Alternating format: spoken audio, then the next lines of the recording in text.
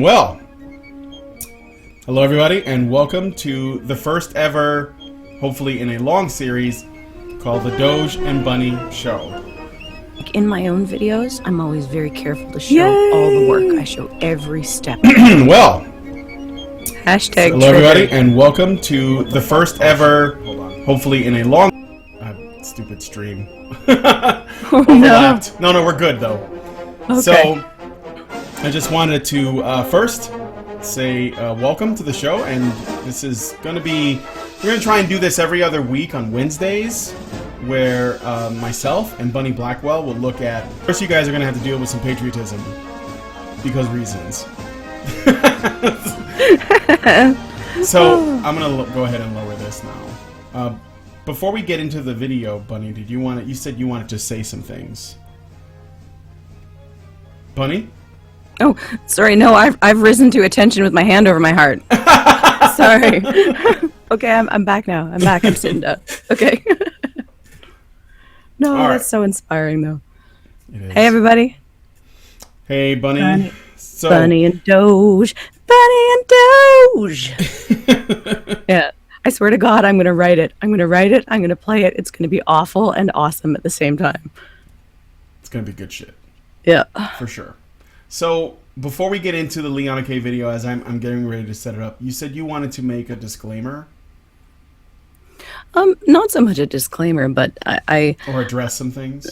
Yeah, that video really kind of stirred up a hornet's nest for many people. I think it was a polarizing video with a lot of people coming forward and going, yes, finally someone is saying this.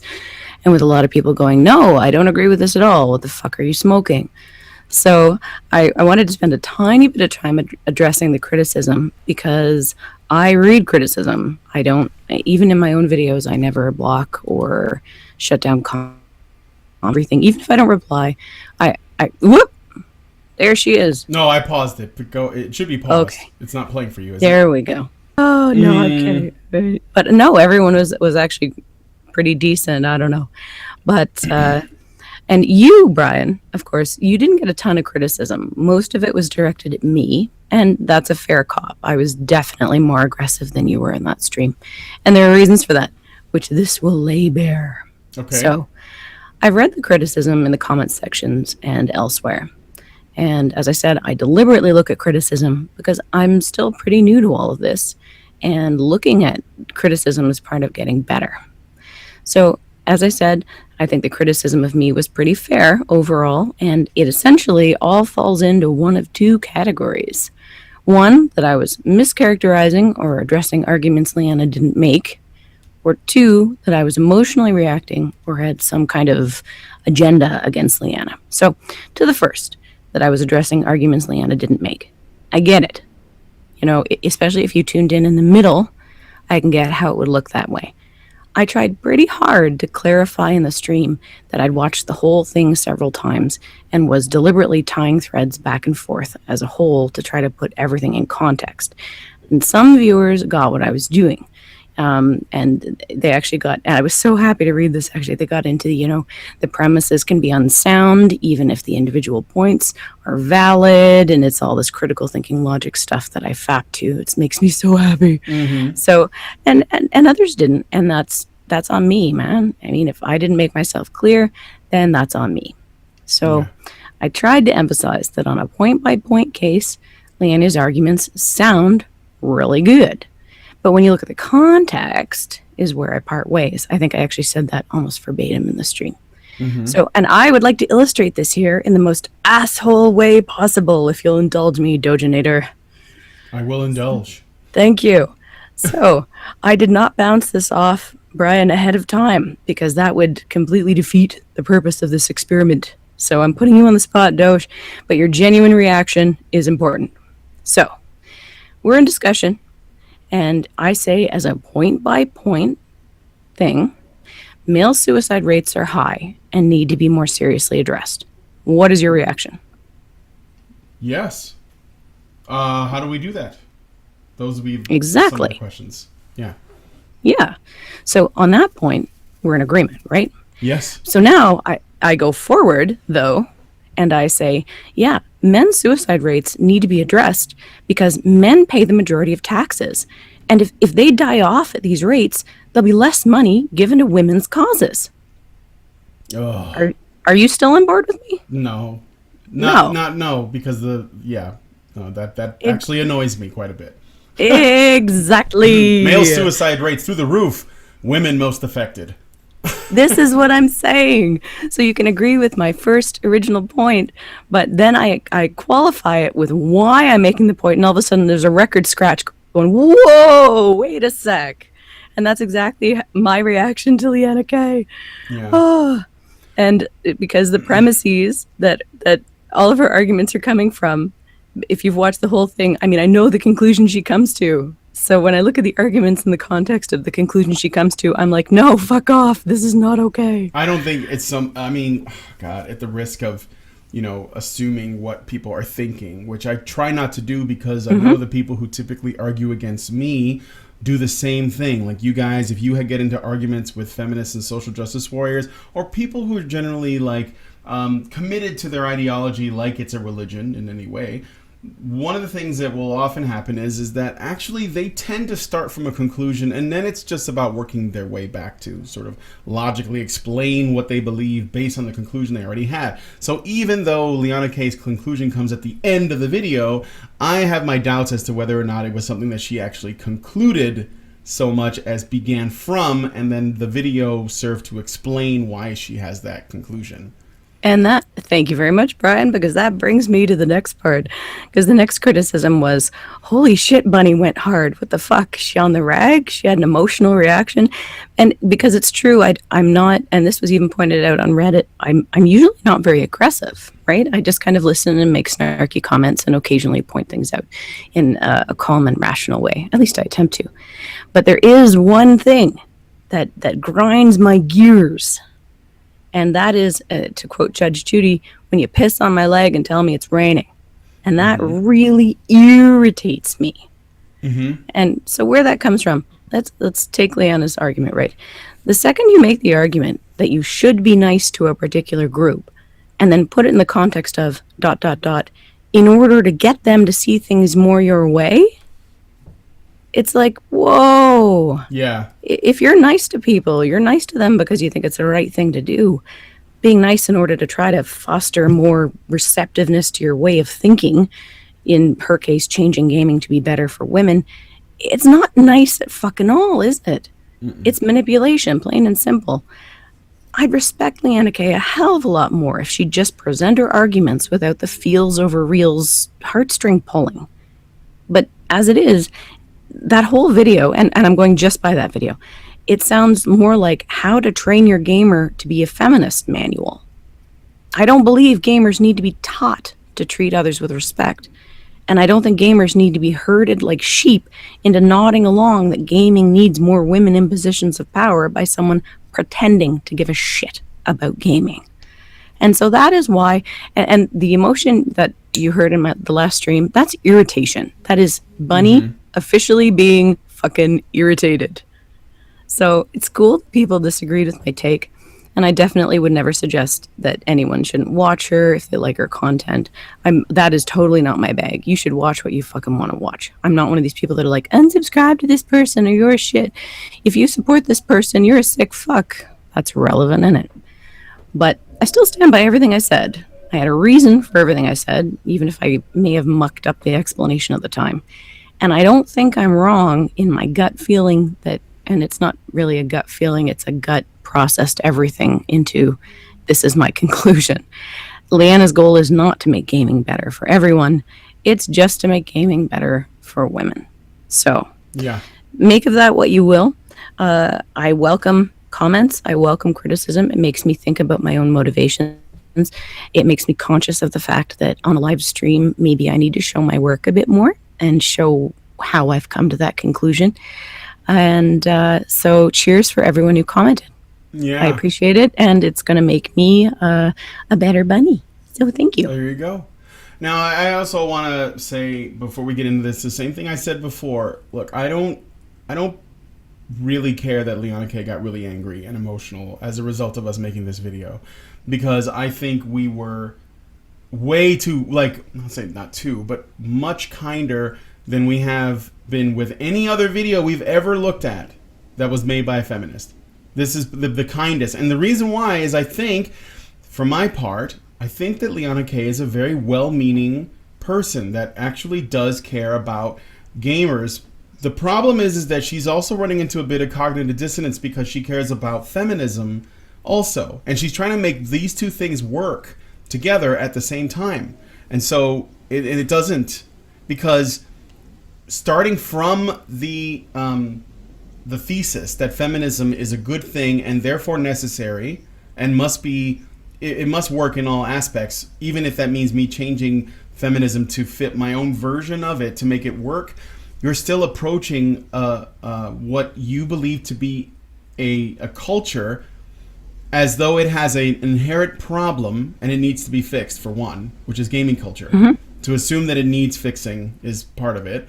And the reason why there's an assumption that it needs fixing is because you're bringing this ideology in, that the ideology says this is, something is wrong with this because there's too many men in it, because of trash talk, because of the environment, because women is the lens by which we have to view it.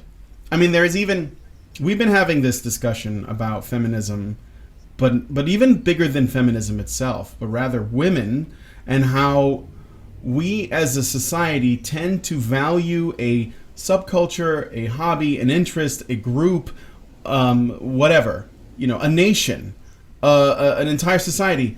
We judge it by looking at how the women are treated in it. And that's how we decide whether or not it's a good culture or a bad culture. That is the way that we measure it. And it's only half of the story.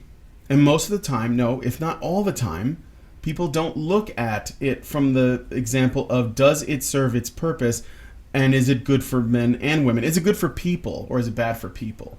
Yeah. And so that's what I think that Liana is working from, and I watched one of her videos, so a little bit of a spoiler here. She made a video where she talks about what feminist terms mean to her, and she goes into some detail in each one.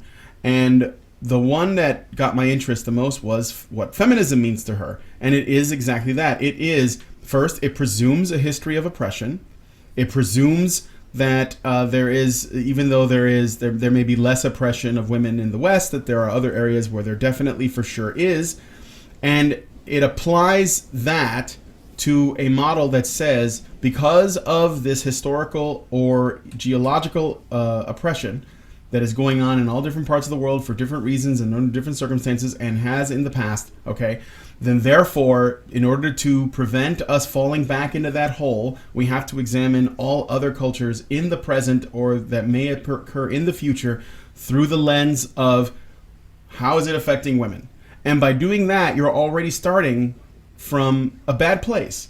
Now, of course, she's probably going to see this and flip out and say that's not what she said. I would say, guys, look at the video yourself, make your own conclusions. That's what Absolutely. I took away from it, okay? Yeah. That's what I took away from it.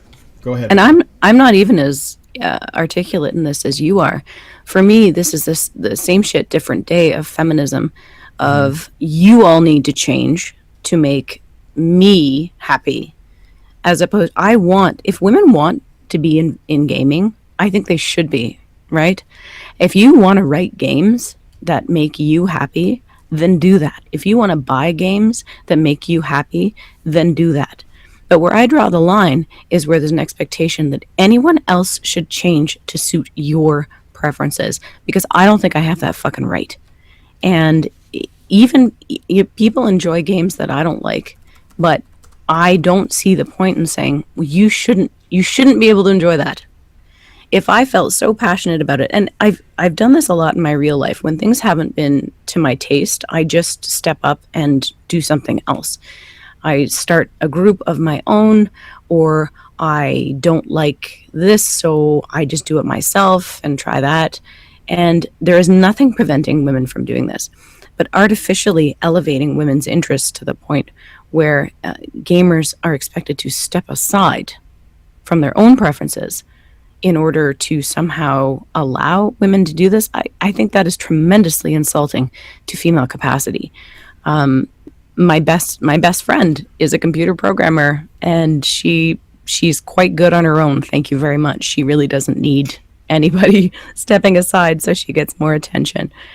And there is a growing number of women who are beginning to see this, even outside of what we might consider a more polemic environment, who are saying, no, I don't want this kind of artificial help, because then I haven't earned it.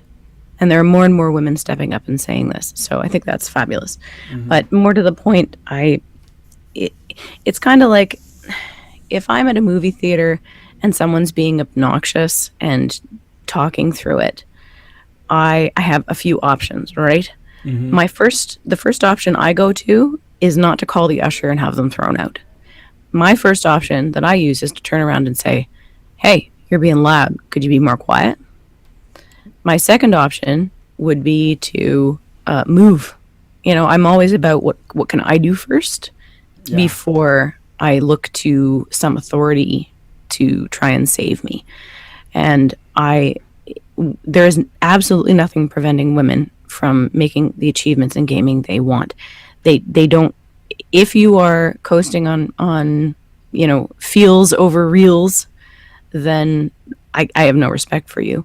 If you earn your bones, then I do. So there you go. Yeah, and I do not. I don't fucking like NASCAR. But I'm not saying none of you all should like NASCAR because it offends me. Or you're not going to go ahead and get into NASCAR, despite the fact that you're not a big fan of it, and then demand that NASCAR change. Everyone else has to have everyone else has to have lower horsepower engines because I'm a girl. Yeah, that's ridiculous. So anyway, that's my point of view. And this is I talked about this a little bit in one of my videos just briefly before we go on, about how it's not about the ideology, it's about the vision. Do you want to have the means to fix it yourself, or is your platform telling other people to change? So, and that's the constrained and unconstrained vision that Dr. Soul talked about. And so that's why I can have very reasonable discussions with feminists. Have a reasonable discussion. And and there are some men's rights advocates I'm probably not going to have a reasonable discussion with because of the vision difference, right? Sure. So it's not the ideology, it's how it's applied and what you expect to happen.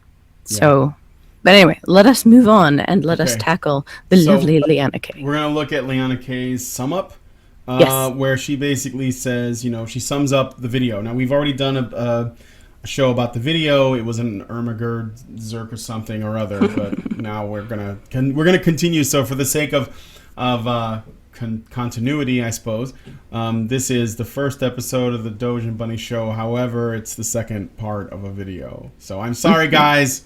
I'm sorry, but this is just the way it goes. There was something I wanted to say before I got started, and I forgot what it was. So I guess fuck it. We're gonna go ahead and play. Maybe it'll come to me later. Done. All right, here we go. So we've got work to do in the gaming community, but it's all achievable. There are plenty more things that I think the industry could be doing to improve things for women, but I wanted to stick to things gamers have control over. The series is called A Gamer's Guide to Feminism, after all. All right, so before we get into the recap, I'm curious to see what Liana K, if she ever makes a video about what the gaming industry could do, I'd be really curious about that. And I hope she makes it because it would give us a video to do on here. Because I have a feeling I'd have some contention with some of her from her points. This is the thing about me, I guess. I am a very vocal advocate for the free market. And when people who are consumers, but they're on a small scale and they're coming from a place of ideological or political or sociological change, they come into a market and say, I think that you guys need to, recognize, demographic X, or you need to change because of this. That always gets me, it makes me nervous because I don't like people fucking with markets. Mm-hmm. And I just don't. I think that, if there's a market for it and people are buying it, then leave it alone. Because when people get involved with it, it's no longer a free market. once people get their hands in it. So, of course, at the end of the day, you know, game producers or people who are making products are welcome to make whatever the fuck they want, and people who are consumers are welcome to buy whatever the fuck they want. But as long as that doesn't get tampered with, then I'm okay with it, no matter what it is. So that's the main reason why this sort of like gets me like, what are you talking about? So your objection is more to social regulation then? Regulation of the free market that serves no purpose other than to further a specific ideological or political agenda. Yeah, like there's a couple of ways that people do it, right? They either go to people who create and they say you can't make this or you need to change this because sexism, racism, homophobia, whatever. You know, and these are usually the ways in which they do it. And then the people creating products think that person is actually coming from a place of authority. They might be, they might not be. It's hard to say. But the point is they react to it and they make a change to their product, and it may affect their sales in a negative way. It may affect them in a positive way too, but sometimes you don't know until you put it out there. Like, for example, let's look at, let's look at Dragon Ball Z, the cartoon, okay? Yeah. Let's say we had social justice warriors that were way more vocal back when Dragon Ball Z was about to be localized to the United States. And let's say that they looked at the character Popo. I don't know if you know who that is. Yes, I do. Okay. And they said, this character is racist. And therefore, you have to change him in every scene that he appears, or you need to, like, edit him out somehow. And this is going to cost the company lots and lots of time and money to remove Popo because people said he shouldn't be there. Now, let's look at this parallel universe that we're living in right now. Popo's been in Dragon Ball Z for a long time. No one cares. There are some people who make jokes about it, but for the most part, it doesn't affect anyone. Like, nobody's freaking out. The reason is because if the market was allowed to stay as it was. If enough people were offended, then Dragon Ball would not have gotten the ratings, then nobody would have watched. But it's now like essentially as big a cultural phenomenon here in the West as it was in the East. And the Popo character has had no effect on it. In fact, I'm sure there are people who like him. I mean, I kind of like him. But okay, I'm gonna because it is timely and relevant. I'm gonna compare it to the elections, right? Okay. That we are now having people say that only, and maybe they're being facetious, maybe they're not, but I think there's a kernel there of genuine intent that only educated progressive people should be allowed to vote. There was a kernel, but Hillary pushed him out. Well done. +1 for the Doge. Okay, you were saying. Well, no, just the attitude of only educated and progressive people should be allowed to vote, because this is what happens when you let those little people have a say. Yeah, although, by the way, a majority of educated women voted for the Trump. Oh my! Well, it's the same thing as I post. I know it's the same thing as I posted on fucking Twitter today, and this is probably only relevant to Canadian audiences, but I'll try and show a bit of background here.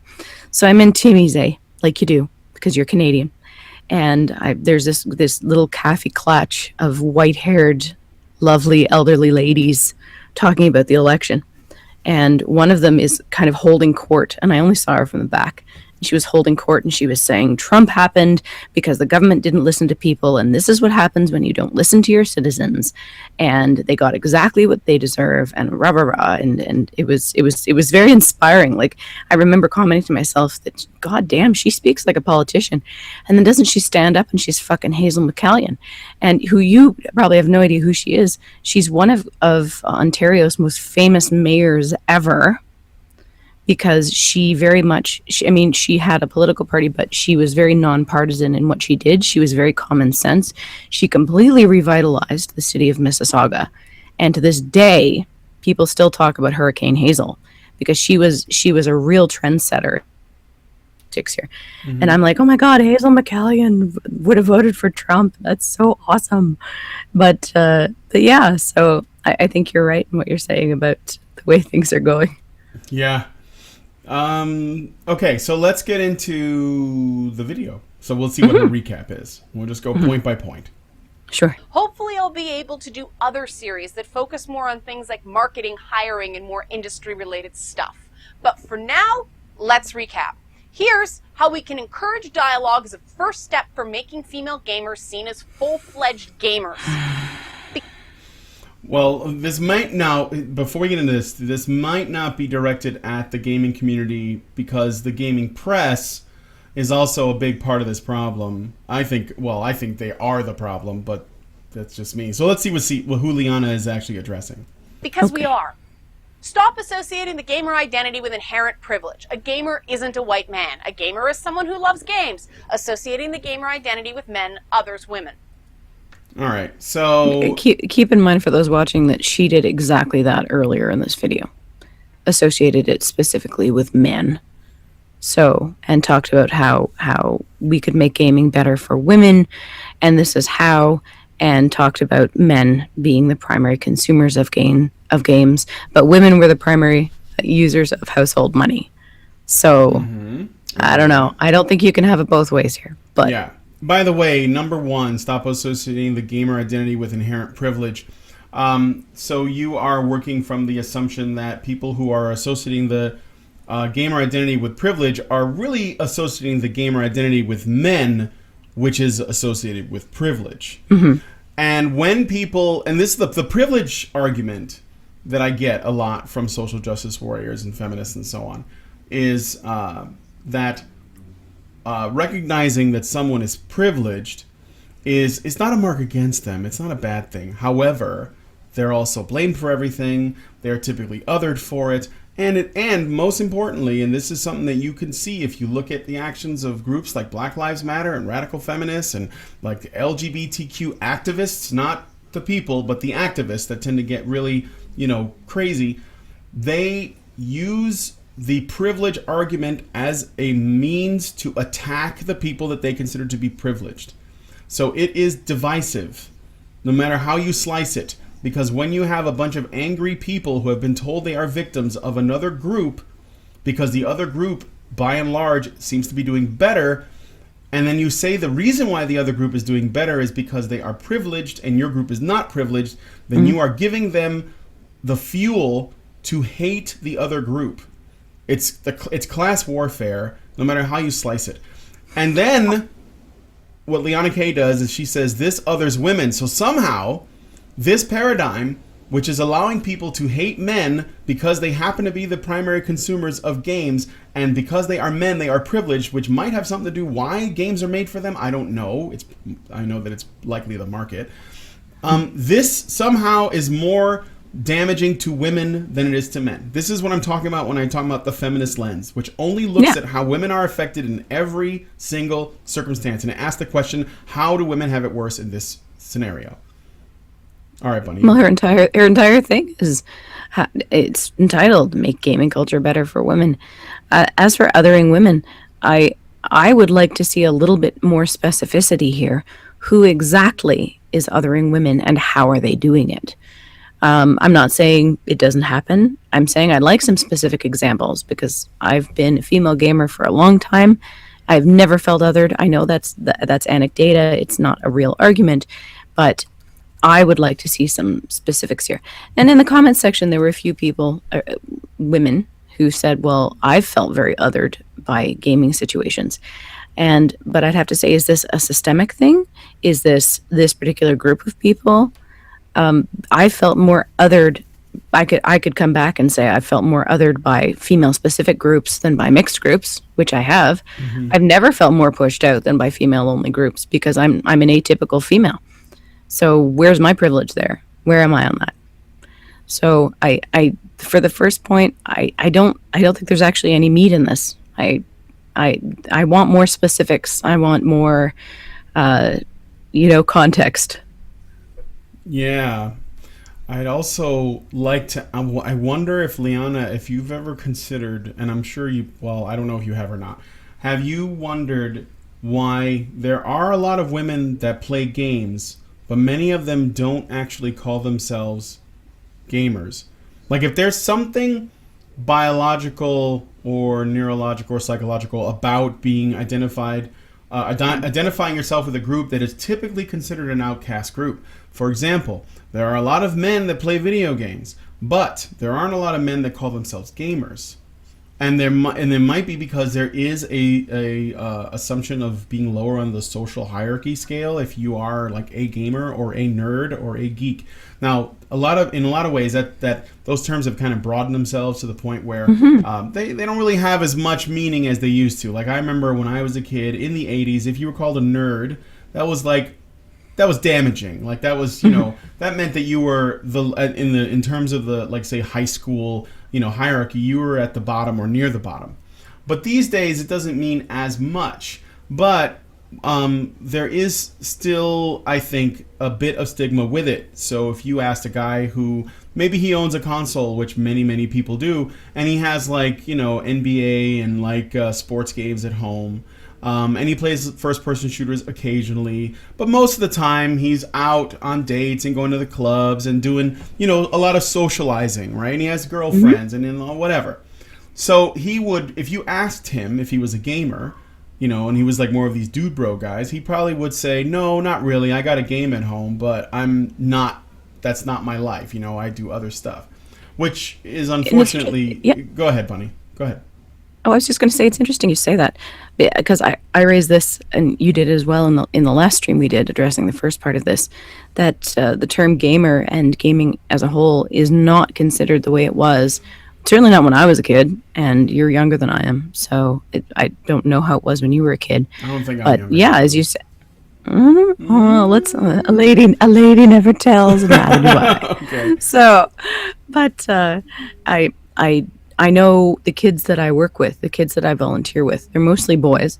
And I think the pendulum has swung, because if you do not play video games, you are considered odd. When I listen to them talking, they're talking about, oh, did you get the Minecraft update? Oh, what are you doing with this? Does your mom let you play this game? No, my mom won't let me play. My mom lets me play. Come over to my house. And I just pretend not to pay attention. But it's the kids who don't play video games now that are like, what's wrong with you?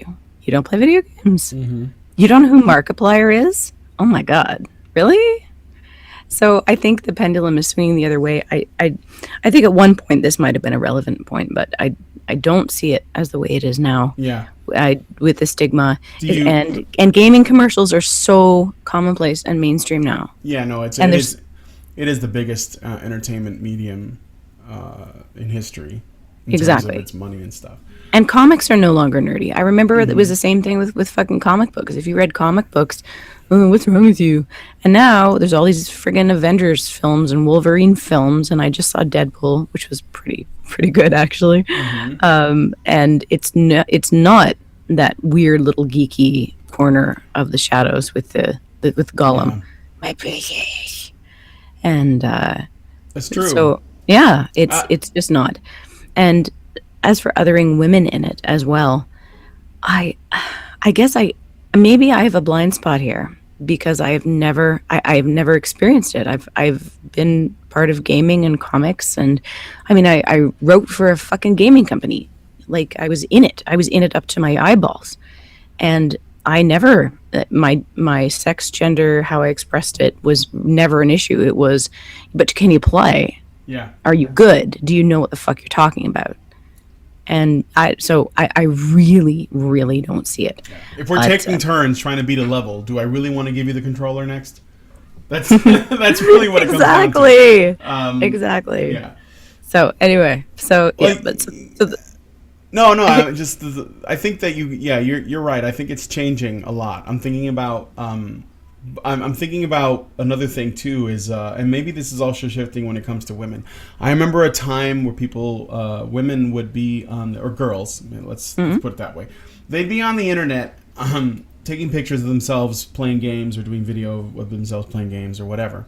And I think they were there were some women that were, or probably many, that were genuinely interested in getting involved with the hobby, and they really liked it and they were really passionate about it, but they weren't very present in terms of like the visual like presence, because they weren't really big on like taking photos or doing videos or whatever, because they wanted to play their games just like the guys. And then there was these women that what people would call them fake gamer girls, that they saw it as a place where they could get like some kudos, likes, shares, comments, build friends, be a part of the community, whatever. But they didn't have a whole lot of interest in the actual hobby itself, but they saw an opportunity to gain some popularity. So they would, and you know what I'm saying? It's the gaming 10. You know what I'm talking about? In the real world, she's like a 5, but in gamers, she's a 10. Yes. Yep, I know exactly what you mean. Yeah, you know what I mean. And they get involved with cosplay, and they get involved with gaming, and so they're. And this is their choice. This isn't like, I'm not knocking them. This is what they do. And if it works out and guys, you know, like she becomes a thirst trap and the guys just, they go ahead and take the bait, then that's fine. It's all, nobody's getting hurt. It's completely, voluntary. So that's cool. However, this is the way in which the gaming identity has been a bit disintegrated, because it's really hard. And I include like nerdy identity or whatever. Because it's a bit hard to, like, separate the wheat from the chaff, right? So... But you don't want to go too far and start having purity tests either. You don't want to do that either. Because sometimes and as far as I'm concerned, if you show up and you want to fucking play Pokemon, then let's fucking play Pokemon. Or Magic, or whatever. Or if you paint miniatures, then you paint miniatures. I agree with you. I think where we are now is actually kind of an equilibrium. Where the special snowflakeness of being a girl gamer is actually pretty much worn off, because it's like, yeah. But can you play? Yeah. What do you bring to the table? And so I also think that some of those women that may have joined up to be like, oh, I just want to, the thirst trap types, they actually, because they stayed there long enough and they did the social thing or whatever, they actually probably ended up getting into games as a side effect. Getting into it, like it's sort of like, well, I'll do Twitch streams, and then like after a while they're like, oh shit, this is actually fun, or I'll get into comics, or I'll go watch the movies, the comic book movies or whatever. So I mean, I think it's and it works out at the end of the day. That's what I'm like. Basically, I'm agreeing with you when you say it reaches an equilibrium. Which QED for the first point, I don't think women are othered in gaming as a whole. I think individual people may try, but you'll get that in any community.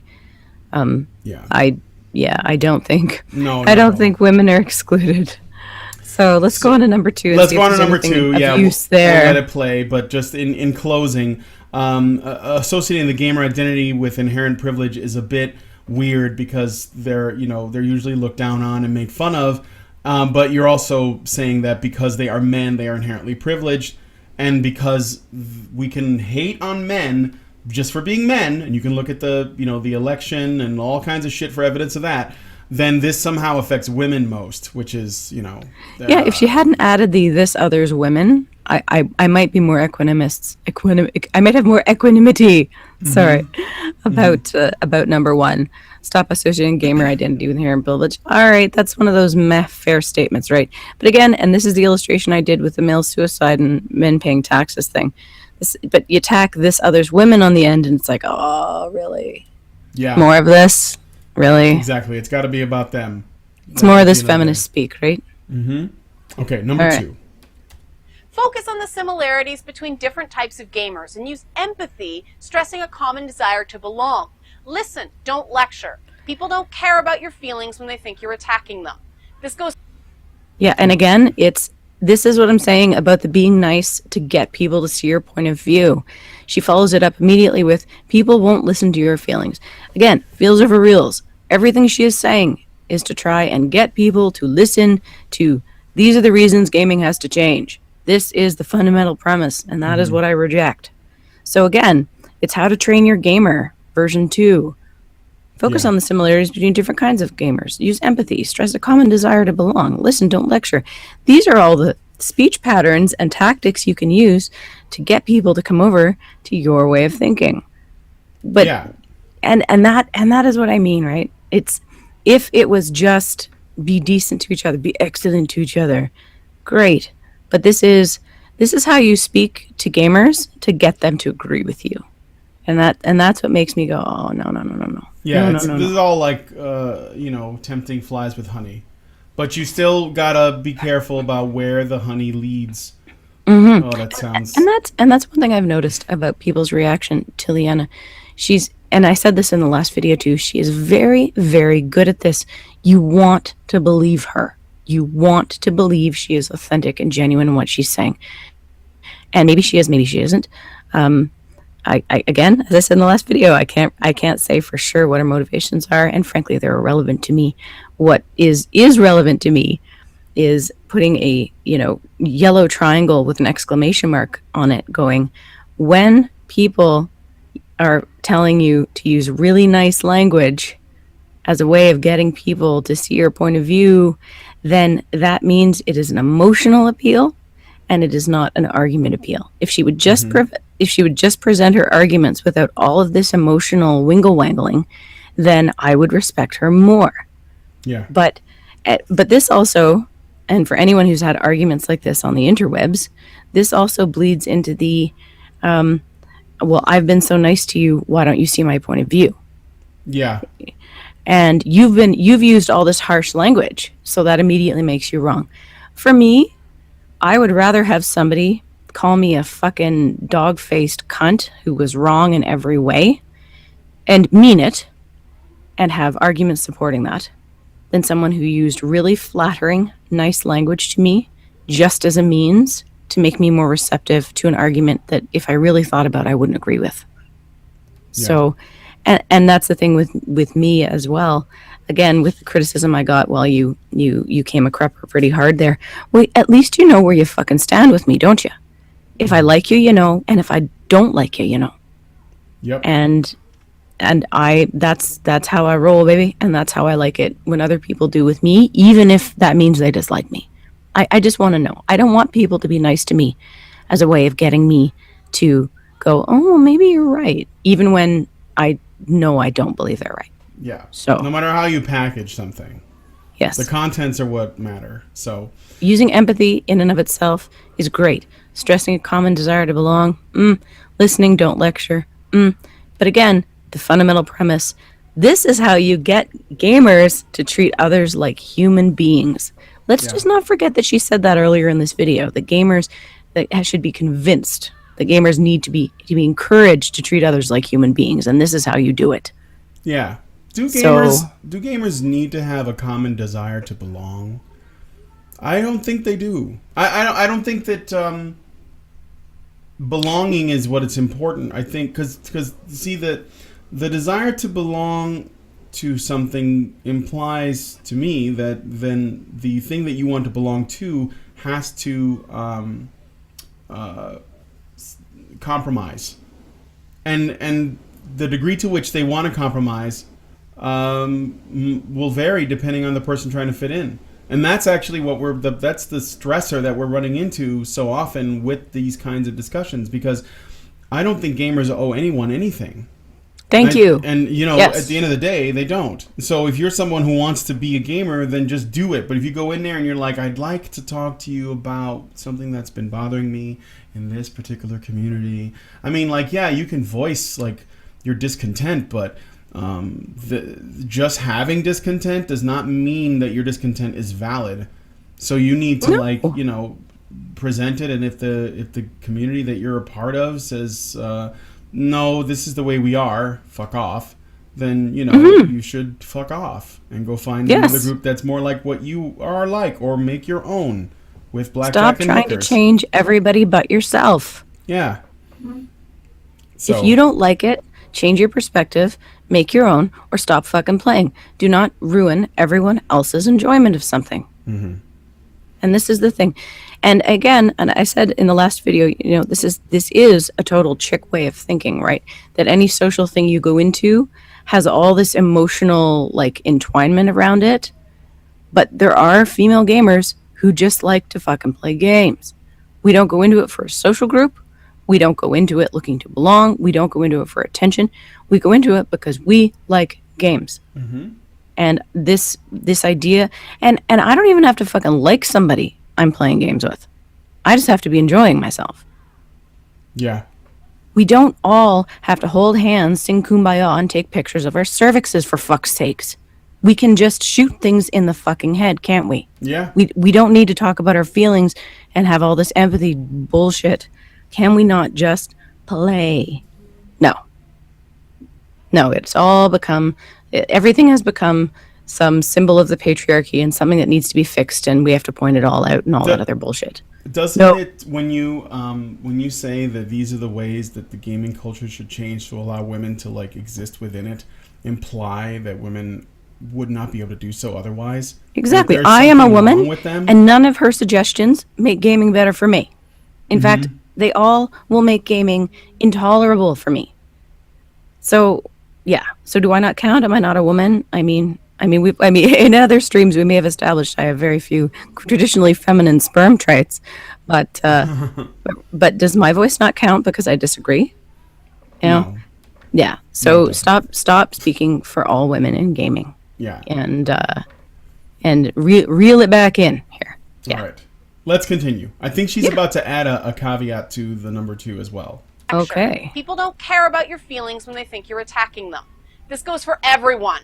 Don't call a woman some horrid name, then explain it was because you were somehow rejected by some feminist. We don't care at that point. You acted like a jerk. Okay. I get it. Liana's big on we should all be nice to each other. But to assume that a woman who has, let's say she got some vitriol from some guy online, and the guy explains afterwards, I'm sorry, but, I've had, like, run-ins with feminists, authoritarians that were trying to, like, they've been calling me all kinds of shit. They'd say I'm privileged, that I'm, a neckbeard in my mom's basement, a virgin, etc. If that woman afterwards becomes empathic and says, oh, you know what, I understand, and that's okay, is that not a possible outcome? So I know that what Liana's saying is that, we should not apply a double standard here. But at the same time, I'm just asking for clarification. Is it okay if a man who is hurt expresses it the way that he does, provided that he apologizes afterwards, if it turns out that he is wrong about what he had done, and then the woman in turn gives him a shred of compassion because he had clearly had bad experiences? Is that okay? That should be okay, And see, and I agree with Liana here, but for exactly the opposite reason as she is presenting, again, because my worldview is completely different. If a guy calls me a cum gargling coos terrier or something, right? She's right. I don't want to hear, oh, I just called you that because some feminist offended me. But what I am likely to do is throw it right back, right? Because at that point, I don't need an explanation. You've said what you've said. So no, I don't want an apology. I don't want an explanation. But you had better expect that I'm either going to ignore you or you're going to get it back both barrels.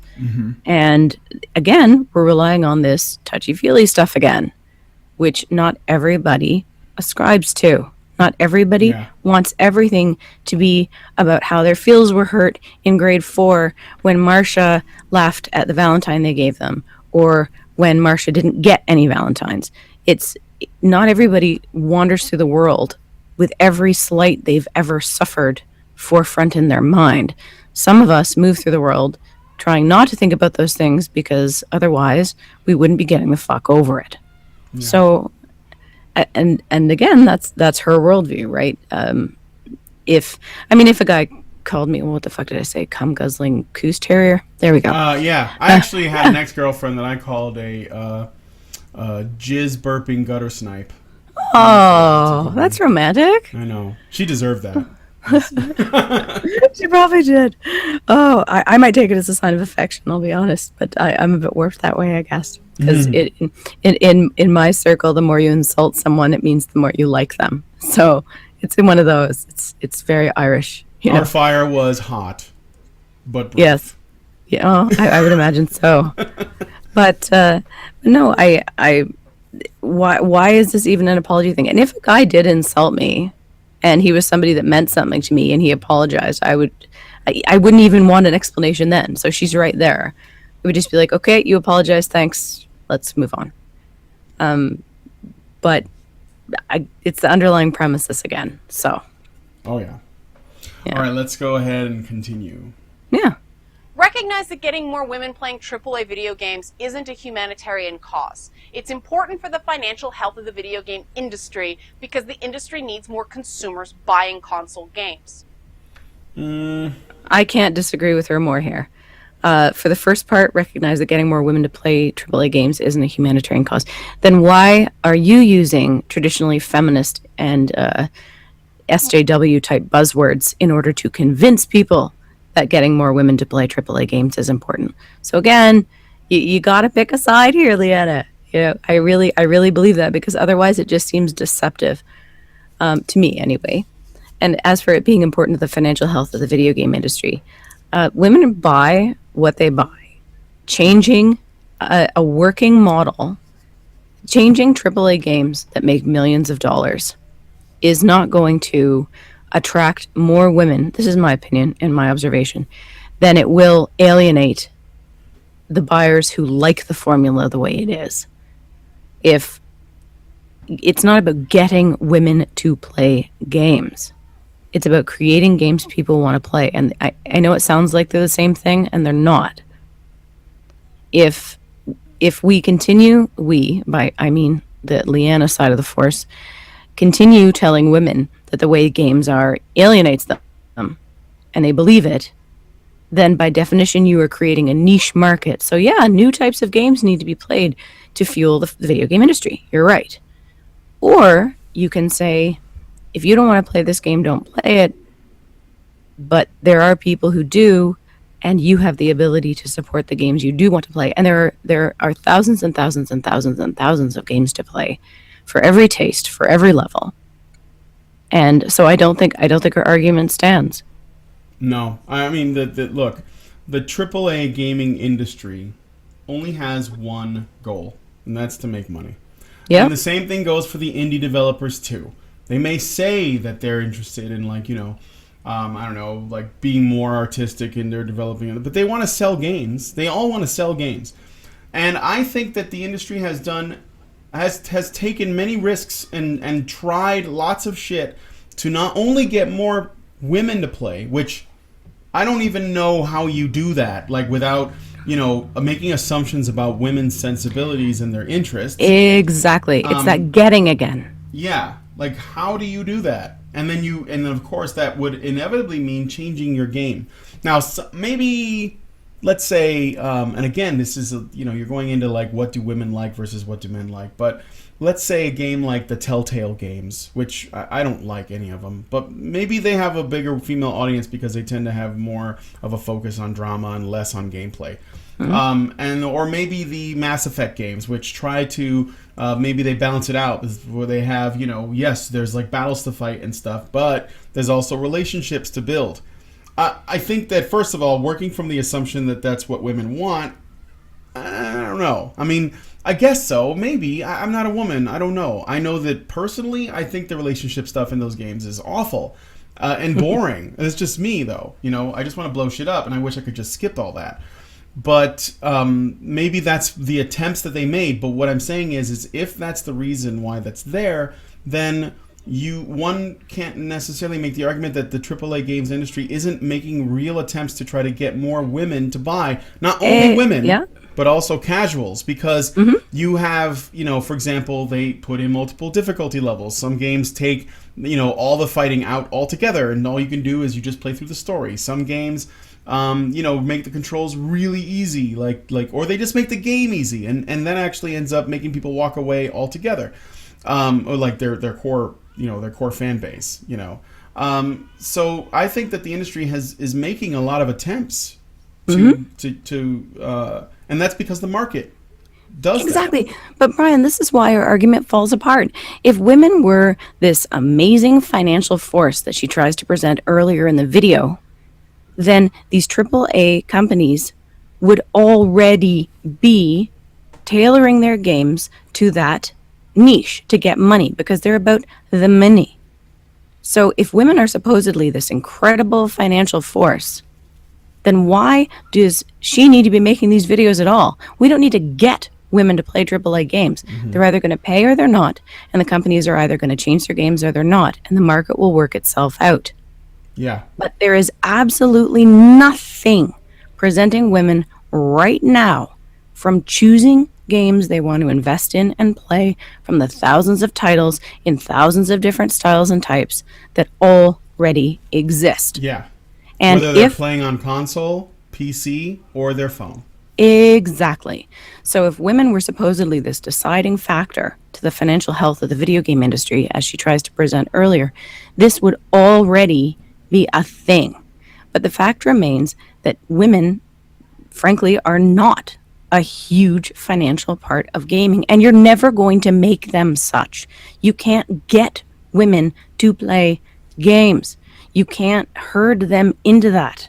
They either will or they won't. It's their own choice. It's their own money. Yeah, I mean, who's should we make a video series that convinces that tries to convince the soap opera television industry to make content that is more attractive to men, so that more men will because watch clearly it. that'll make them more money, right? Except Yeah. it never will, right? Male soap operas, you mean Band of Brothers? There you go. Yep. Like it is what it is, and the free market sorts itself out. Again, the female agency here, as well as the female importance, are being flipped, right? Because you've got high female agency but low female impact, and she is flipping it to be low female agency and high female impact. It's just bollocks. Yeah. So there's nothing more I can say on that. No. All right, let's keep going. Yeah. Stop stereotyping. Sweeping Ah, statements you claiming first. that video games Sorry, are go on. naturally a male hobby deny people their individuality. Recognize that the reasons people make life-defining choices are complicated. So drop the jargon like self-selection and punching up. All right. And privilege. Yeah, and privilege. So that sounds like, because she mentioned punching up, and that's a uniquely feminist SJW term. So I don't know. That sounds like she's directing it at, like, say, the gaming press for saying this is an inherently male hobby, which I don't disagree with. So I don't have a problem with that. Also recognize that, if you're going to say stop using politicized jargon, then you probably also want to make sure that you don't use politicized jargon. If that's what your aim is, like, don't say you guys stop doing that, but I'm going to keep doing that over here, Oh, I also think it's Rich saying stop using politicized jargon. When she may not use jargon, but she certainly gets in the reminders of, look at how hard it is for women to get into positions of power. It may not be jargon, but I certainly consider that politicized. So she's doing it herself again. And this is what I'm saying about the pissing on my leg and telling me it's raining. Don't tell other people to stop doing exactly what you are doing. Just be straight with what you want to see happen and own it. The thing is, I hope Liana knows this, but gaming is not a political battlefield. Gaming, the way that the market has shook out, well, I mean, that could be a game, but the way the market has shook out, or at least the state that it's currently in now, is simply a result of market forces choosing. And this you can apply to just about any market. Now, I don't know what it is with feminists, but for some reason they think that if you don't see parity in every single interest, or at least in areas that are dominated by men, the areas dominated by women, they're fine the way they are.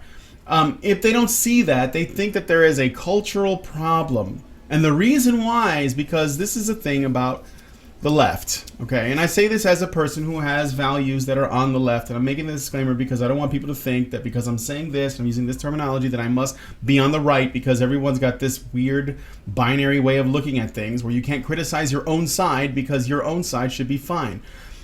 This is the problem with the left. They think that everybody should be equal.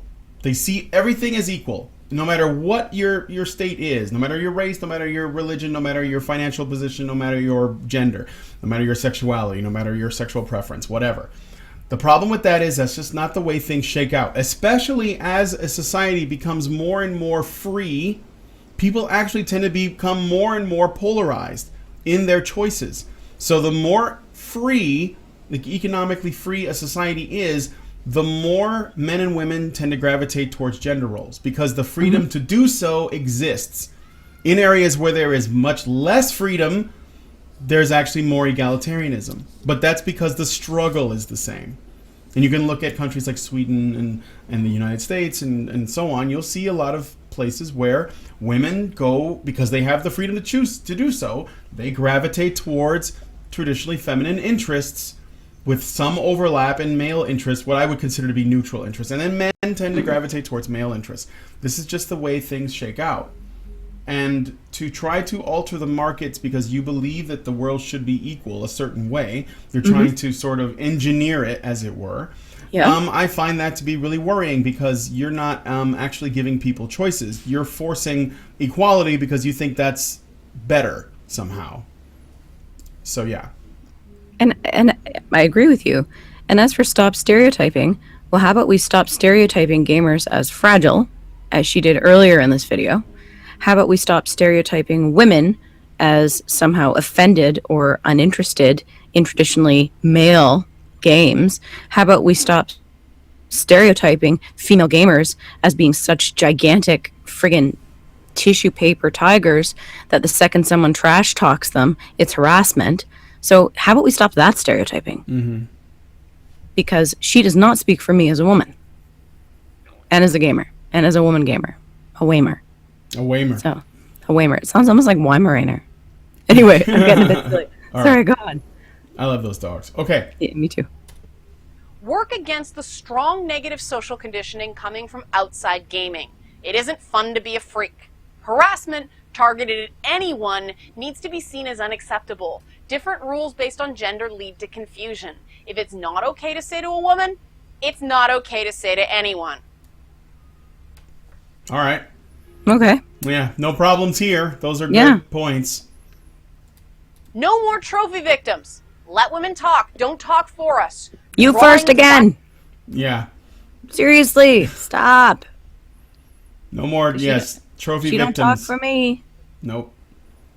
Fire makes the trolling worse, and men talking to men about sexism undermines the process of normalizing opinions that come from women. Whoa. Okay, let me go back a little bit. That was like somehow this became about men. So I'm trying to figure out how. Like this is the thing about, when you're establishing these rules, do you like work from a principle and a principle that you can apply universally and then say, okay, from this principle we can extract this. This is the way it should be. But the moment you start adding these little like tweaks where you say women are trophy victims, which is another way of somehow making women victims when you have like white knights and feminists on one side that think that they're defending women, and they're using that that women worsting narrative to attack regular people, not even anti-feminist types, not even real misogynists, just regular folks that are going about their everyday business, whether they are male or female. Then you can't take the women that those people are using and make them into victims. You have to look at it in a way that, because they're using victims to victimize other people. Like, this is way off the rails for me here. Seriously. Let women talk, don't talk for us. You first, because you don't talk for me. I can talk for myself. So why the fuck are you making a video on telling people 10 ways to make gaming culture better for women? So you're talking for women, right? But it's okay when you do it, somehow. Okay, number 2, can make trolling worse. We need to normalize opinions coming from women. They're already fucking normal. You can't fucking shut women up. There's nothing but female opinions. Are you kidding me? Yeah. Women talk way more. And it's not really, I don't think it's constructed to dismiss oppositional voices as trolling. Now, I'm not saying that she's saying that about all of them, but I think that, when you get into the territory of saying, well, there's just trolling and it's just bad in general, so we should ignore it, then you're potentially missing out on really good arguments and discussions because you could easily dismiss it as trolling. So, okay, yeah. But here we have, you have to normalize opinions coming from women, but trolling is apparently bad. What if the trolling is coming from a woman's opinion? What do? Head explode. That's a woman's opinion. Yeah. So women's opinion trolling should be normal, right? Because it's normalized. Or isn't it? Or is everybody equally fucked and we should all just roll with it and not gender specify? Yep. Sorry, I'm getting irritated again. This is what I'm saying. I'm not angry. I'm just fucking irritated. Okay. No, I hear you. Well, I think we'll get to the end, and I think I'll talk a little bit about why I think this is irritating, because it has to do with Liana. I think the way that she is, the kind of person she is. So, okay. The trolling worse and men talking to men about sexism undermines the process of normalizing opinions that come from women. End the culture of extreme trash talk. Mature thinking people don't enjoy being around someone who is a constant fountain of gendered, racial, and Well, that's not true. insults. What? I mean, Okay, so the assumption that people who like to make either whether they're in serious or in jest, because a lot of people like call each other sexual, racial, or gendered insults, and they're just fucking around, right? this is what I mean. How do you how do you parse that? How do you decide what's a mature insult and what's not? Or do you assume that all insults are immature? If you assume that all insults are immature, then you can't actually have conversations with adults under almost any circumstances. Now, what you could do, because, okay, end the culture of extreme trash talk. I don't like trash talk in particular, but I also don't dislike it in particular. I don't care. I'm ambivalent, and I run into it a lot because I play first-person shooters online. Specifically, I play Overwatch. And you run into that, okay? But You know and your what? May. I do. Yeah, I do play May. How did you know? You love you the May. Yeah. I'm mostly a McCree guy, but anyway, this is just the nature of the beast, and so like I could put a lot of extra effort into try to avoid those communities, maybe even not even play those games or whatever. And I mean, I have that option, but I find that it's actually builds more character if you engage it and you just deal with it. It just, like, how many people do you really think believe the gendered, racial, and sexual insults they're flinging around? I would argue probably less than 1% actually believe it. They just know that it's a way to get under people's skin. In fact, when you're playing online, okay, the mind game is almost the entire game. If you go ahead. It's the same in real life sports. It makes me wonder, has she ever played a real life sport? Like, because the amount of trash talking and psych outs that happen in like actual sports is half the fucking game. Yeah. You try and get people off their game so you have an advantage. It's the mental part. Yeah. I mean, wouldn't it be great if they allowed this stuff at like chess competitions? Everyone would watch. God. Everyone would watch. It'd be like, I got your king, bitch. Like, that would be great. Exactly. Yeah, that would be good. It would suddenly make it more interesting. Checkmate, nigga! Exactly. Oh my god. Look, white people always get to go first. Yeah, right. Why do I gotta go first? Yeah, exactly. It'd be awesome. Yeah. See, I would fix it for you in the culture of dumb trash talk, because that gets old fast. If somebody just writes faggot over and over and over, it's like, yeah, okay, whatever, I'm muting you or blocking you or whatever. But sometimes trash talk is really witty and good, like Oscar Wildean, like, yeah. And I go, damn, well done, son. I mean, you roasted me, but well done. Quite the vocabulary, my friend. Yes. Yeah. If somebody gets off a good one, even if it's my expense, I tip my fedora to you, sir. Well done. And so I think the broad sweeping, just end the culture of extreme trash talk. Well, yeah, that's part of why people play. I mean, do you internet? Part of why people go on Twitter is to see the trash talking. If all we got was this NPR type stream of blah blah blah, and there was no trash talking, the platform would crash and burn because everyone would be like, "It's boring. I'm gonna go online and play games where people are interesting." So, and most of the funniest things people say are slightly off color, and that's the nature of comedy, right? It has to have that little bit of tragedy or taboo to be funny. Well, that's part of why we laugh at it, because it makes us makes us a little bit uncomfortable, and there is actually a connection between like sort of a fear response and a laughing response. Like the expressions are very similar, and so yeah, I mean, we engage it because it helps us to sort of steel ourselves against it, and it's uncomfortable, but that makes it funny. I mean, and if you don't like it, you raised this in the last stream, and I thought it was an excellent point. I'm just going to reemphasize, because I know you probably won't quote yourself, because you're a modest Doge. But you made the pretty straightforward, excellent point that if you don't like this, you can choose to play other servers. You can choose to play with other people. You can block. You can mute. You can still play the game and not be part of this. You can take actions. Exactly. Just like the noisy guy in the theater. Exactly. But your first response should not be, well, you should just stop doing it. Well, no. The first response is, how am I going to deal with this? And that is the Sowellian Sarlacc pit constrained, unconstrained vision coming up again. Do you want to fix it yourself, or do you want other people to fix it for you? Exactly. So, yeah, I can't get on board with 8. Okay. So, number 9, I think. Respect the limits of individuals. If someone asks you to stop doing something, don't freak out. Remember that we're all here to have fun, and small changes for other people's comfort can make a huge difference. All right, so that's thoughtful. Actually, I'm kind of chewy. I'm both brains chewy on this, but let me hear what you have to say first while I cogitate. Well, I'm okay with it the way it's written. Like first blush, I don't have a problem with it. The only part in which I get a little bit like cringy at is that we don't know.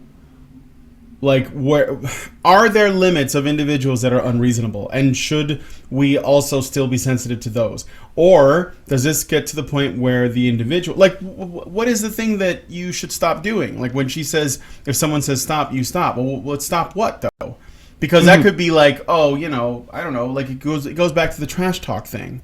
If someone, if I go onto a server and I'm like one of these Tumblrista people, but for some reason I like to play League of Legends, where it's like probably the most toxic community on the fucking internet. By the way, dominated by, well, there's a lot of women that play it. Just saying. And I have like a visceral response to the word, tranny.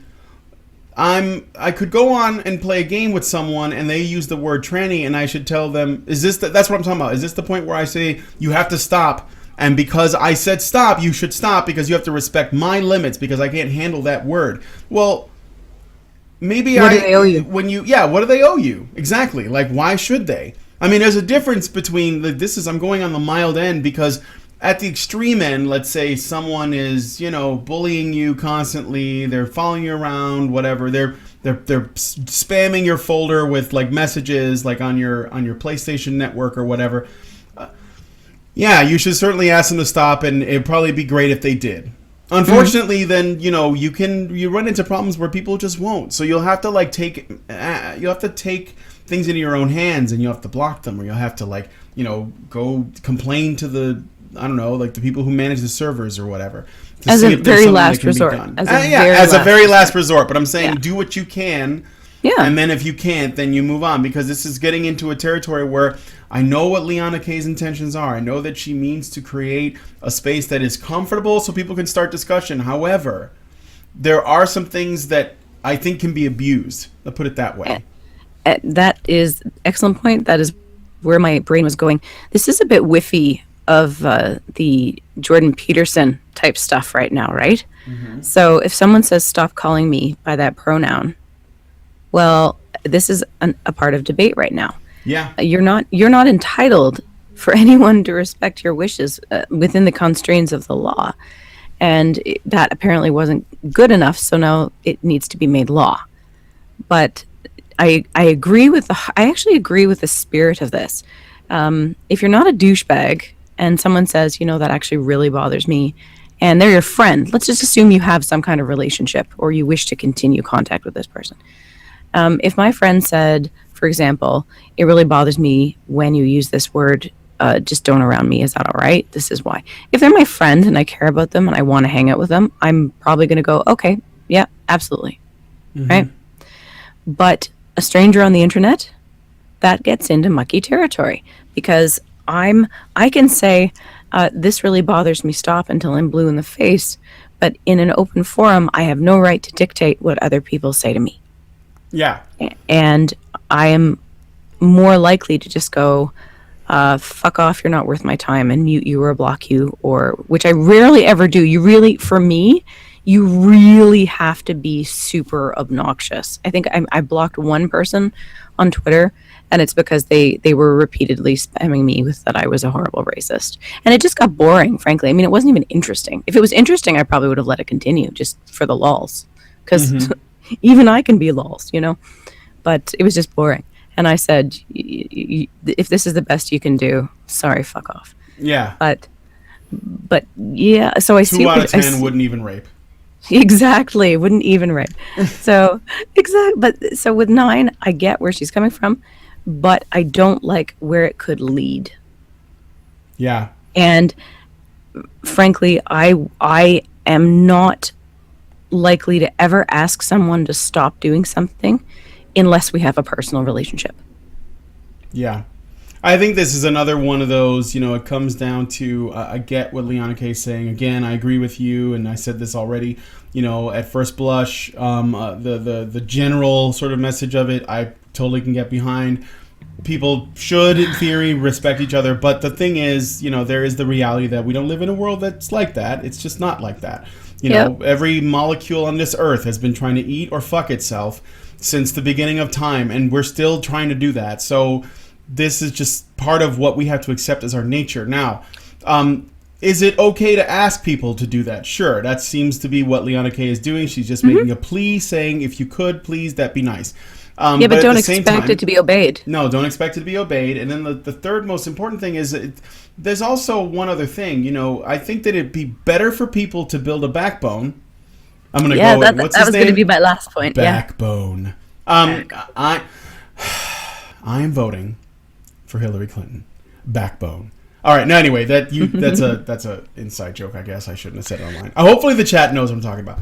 Anyway, if you have a backbone, then you're going to deal a lot better with the people who might be annoying, and you'll be better at filtering the people who you're willing to deal with to build a relationship with, and you may even build a sense of humor of your own, so that you can also participate. Because you know what, shit posting, shit talking, shit like twittering, that's all, it's fun. You're missing out if you're not doing it. I shit post in chats all the time. I rarely make cogent points in chat. For me, it's all about having fun and hanging out with people. And I'm sure if people only see me in chat, they would never think my videos came out of my mouth because they're so different. But shit posting is a lot of fun. Come on. And honestly, if someone was in a chat and they said, Bunny, I need you to stop using that word, if it wasn't super funny, I probably would. But if what I was doing was super funny to myself, I would probably just turn it into another joke. I'm not going to lie. I'm not a good person sometimes. But I would expect other people to do that to me too. I expect people to take the piss out of me. It's part of the fun. So. Backbone. Okay, so we're going to 10. I got a cough. We're almost at 10. Focus on the accomplishments and passions of women in gaming, not just the horror stories. There. Oh God. All right. Now, that would be great if the accomplishments and passions of women in gaming got their own sci-fi stories. Oh, wait, they don't, and they don't get their Kotaku articles the same way. And and so I think that could be turned around to then why. And this gets back to her premise. Okay, so we want to focus on the accomplishments of women. But Liana K makes a video about how gaming should change to be better for women. So these two things do not really go together. Because if gaming is not living up to its potential with women, then that's what she is focusing on here. She is focusing on the insufficiencies of gaming as they pertain to women.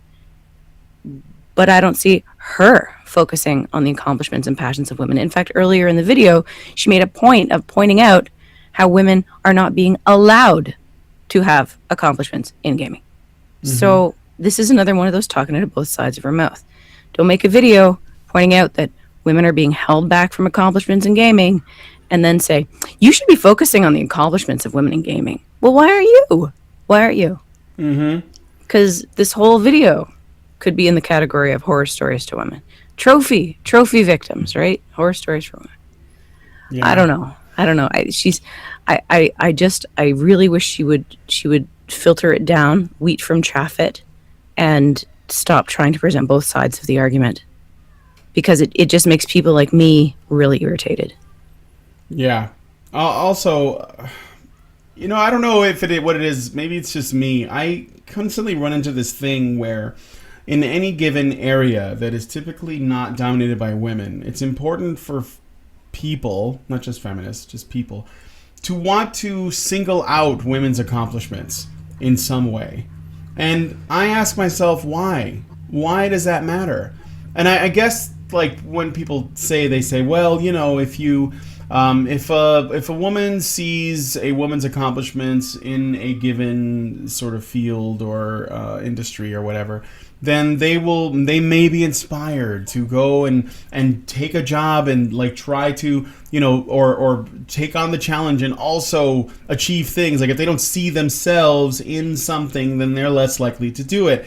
That's a common argument, yeah. Yeah, and I guess it just bugs me, because why is this something that's unique to women? Why is this something that seems to only affect them? And then, like, does it really change anything? Because at some point, if women can only, and then this might come across as a bit of a straw man, but I'm going to use it for effect. So okay. don't consider this a real argument. But if women can only go into certain fields because other women are doing it, then what kind of like missing link special anomaly was the first woman that decided to do it? Like, how did she do it if she didn't see other women doing it? Oh, I don't think that's a straw man at all. At all. I got in a huge argument with this way back. You remember Susan Boyle? Yeah. Right. And there was all of my fucking lefty friends. I mean, I hate to characterize them like that, but you know what I mean. Mm-hmm. We're all like, it's so great because she's so poor and she's fat and ugly and she's a woman and she has this beautiful voice. I'm like, so you're saying that you're assuming fat and ugly people can't sing? Like, yeah. Why is she special? Exactly. Why? Singing is singing. Mm-hmm. Why are you putting so much emphasis on all these other factors? Because I didn't even consider them. I just heard her voice and said, oh, she's got a decent set of pipes. I don't think she's better or worse for all of these extraneous things. Her voice is her voice, and that is what I judge her on. Why is it more special? I lost some friends about this, but I said, you're making it sound like somebody put a pig in a dress, mm-hmm. and that is why her voice is magical. Yeah. Because it's a pig singing. No, she's a human being with a beautiful voice. And all of the rest of the shit, you're not helping by saying, it's like, you look so good for your age. You look so good for a qualifier here. Or you could just say, you look great. It's the same kind of thing. And I don't think that way. I see what you're saying, and it's a pretty common argument to say, well, you want to see yourself represented as a successful group. You want to see people like you succeed. But I will say, for my part, I have never considered that. I have never thought that there was gendered accomplishments, ever. No. I've never thought... I think I get it from the fact that you don't... Like, I've never heard of the celebration of a man doing something because he is a man, or despite being a man. You don't hear that. And so, as a man, I never felt that I needed to qualify it by saying, well, I'm a man doing this thing. Except these days, there is a shift where men that engage in activities that are considered feminine or considered mm-hmm. less than super alpha bro masculine are heralded and lifted up as things that are breaking the gender roles and like doing stuff outside of the norm, and it's crazy because it's a man. It's crazy. This guy's a ballet dancer. That's crazy. This guy is, he's a cook. That's crazy. Even though these Billy are things Elliot. that men have been doing for fucking ever. But they're celebrating it because it's like, normally ballet dancing is a woman thing. Well, where the fuck did you get that idea? There have always been male dancers, but it's just, I think that they're doing it because there's that mentality, all peoples are equal, and therefore everything that we have interest in should be the same. But there's also the other thing that this is going back to what I was saying before.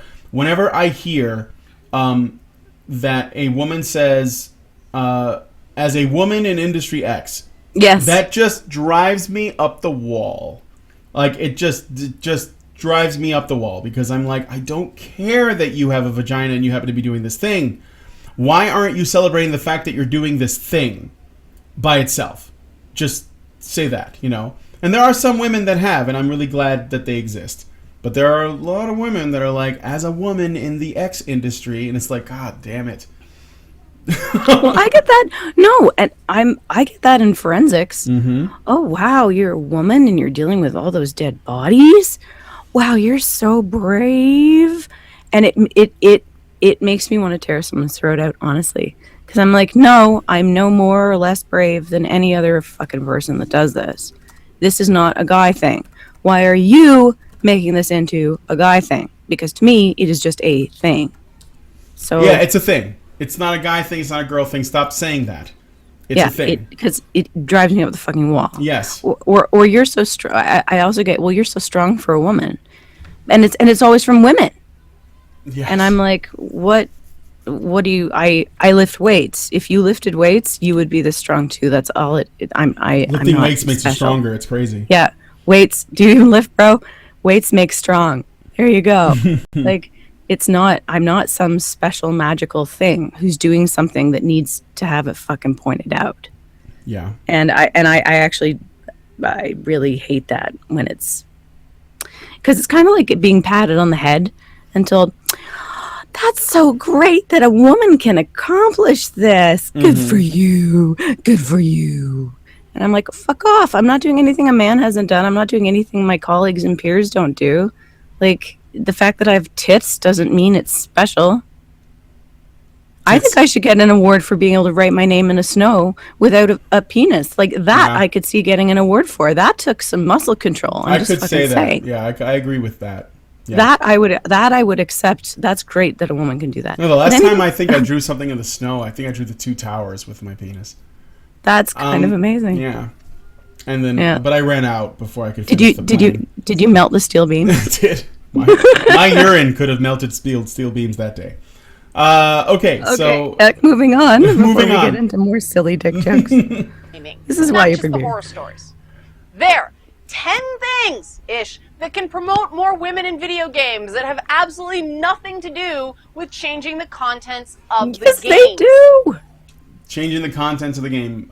Yes, yeah, because didn't we just have a talk with how AAA developers need to like listen or something? Consider women because they need to get women to play more. Yeah, and that involves I them see, changing the game. And she's kind of trying to present it in terms of, well, these are all the peripheral things gamers can do. You know, don't trash talk. That's probably the biggest one. But all the rest of it, they are going to necessitate gaming. If we're going completely literally by what she says, nowhere in it does she say games need to change their code. Mm-hmm. But what she is making an argument for is that women need to be encouraged to play more games. And that means that gamers need to treat people like human beings. And that is still changing gaming culture. Because some games, especially online ones, they're part of the fun and the marketing of them is the aggressive nature of it and the trash talk nature of it and that kind of play. So I think, I don't know, going by what she says, all right, so these are things gamers can do to make it better for women. But it is still, the premises is still a cultural shift in gaming, specifically to benefit women as she sees it. But she does not speak for all women. Mm-mm. So, and she is recommending that gaming change. Yep. She's just not going at it from a dev point of view. She's going at it from a, hey, all you gamers, I know you've been so hurt and shit on, so I'm going to tell people how to talk to you nice, so you're on our side now, right? Yeah, it's like and that's talking still about, what I get. Yeah, it's like trying to change, maybe promote change within the culture. Put it that way. So that's the end. Like that's her list. After that, she goes into a bunch of thank yous and stuff. But I think that when I look at this, and I've seen Liana on other videos, and I know that there are people who I really like that actually really like her, like V Monroe, for example. I think that the thing about Liana is she doesn't seem to be the kind of person that really enjoys spirited debate, arguments.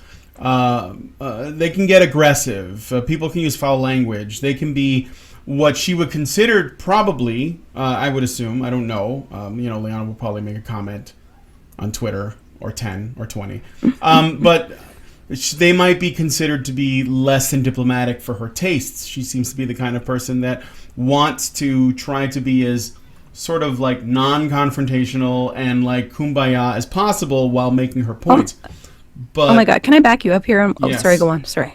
No. I was just going to say, I want to back you up here on this, because in one of her more recent videos, she actually says that if somebody says your clear bias is showing, she considers that an insult. Yeah. I am not fucking kidding. Your clear bias is showing as an insult. And she says, well, I'm not going to respond to that because that's starting the conversation out with an insult. Like, that's not a fucking insult. That's an observation. That's someone's opinion. It's someone's observation. Yeah, exactly. And like, she considers that is what opposition. Go ahead. That is what an insult is in her world. I'm like, wow, never come to my family reunion. Again, going back to the other point about, saying people should respect you when you say to stop doing something because they get upset. This is an example of that, because if in her mind being like an insult is just simply saying I disagree with you, or that I think you're being biased in this situation or whatever, well then that means that we have reached that point of this is unreasonable. Now we can't talk because you have decided that my criticism, which I'm trying to be, even if I'm trying to be as academic and sort of clinical as possible, you're going to decide that it's insulting and therefore I don't have to talk to you. And it makes me wonder, like, before you can have any kind of possible disagreement with her, do you have to suck her dick for 10 minutes first? Like, do you? No, because this is something that's happened a lot in HR departments, where before your boss can give you criticism, they have to start out with something positive you did, because this is what we're catering to now. Mm-hmm. When you sit someone down for a tune-up, you can't sit them down and go, okay, you're here to talk about this, you fucked up here, I'm putting you in for retraining, do you understand, do you agree, what's going on? Mm-hmm. No, you have to start out with, your performance last quarter was really great. I don't know if we thanked you enough, but I've noticed some things happening right now, and I was hoping we could open a respectful dialogue about it. Yeah, no, it's true. But it's the same fucking thing. If someone says your clear bias is showing, and that's an insult worthy of shutting down the discussion, holy shit. Like, do you need to kiss her toes and tell her that, she's the second coming of Christ before you can say, oh, your sound was a little off? Yeah. And I'm exaggerating it for effect, but truly your clear bias is showing is not an insult. No. It's not even close to a fucking insult. You and Allison have said more harsh things to me on streams, like, that were valid, and like, wow, really? Yeah. I honestly don't understand this worldview where you're so fragile. Mm-hmm. No, I hear you. And you're so fragile, and yet you make videos that are so confrontational and proposing things that you already know a lot of people are not going to agree with fundamentally, because even at the end here, she can dress it up however she wants. She's still talking about changing gaming for her version of what benefits women, and I will never not disagree with that. Yeah, absolutely. Yeah, I don't have any disagreements with that. I think that's exactly where I was coming from. I wanted to... One of the reasons, going back again, that I wanted to do a Liana K video was because she has been considered a very reasonable voice in all of this. And I wanted to show... This is basically going back to, are radical feminists the only ones that we should be criticizing?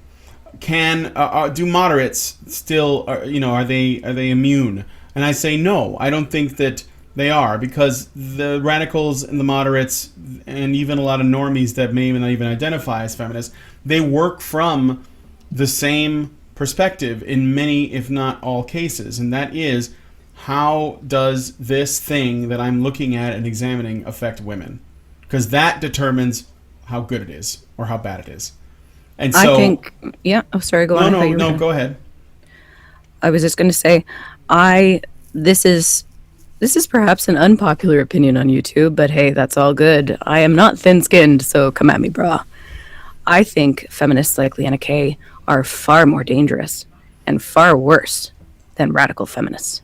Because with radical feminists, they are so easy to disprove. So easy, you don't even need to think about it.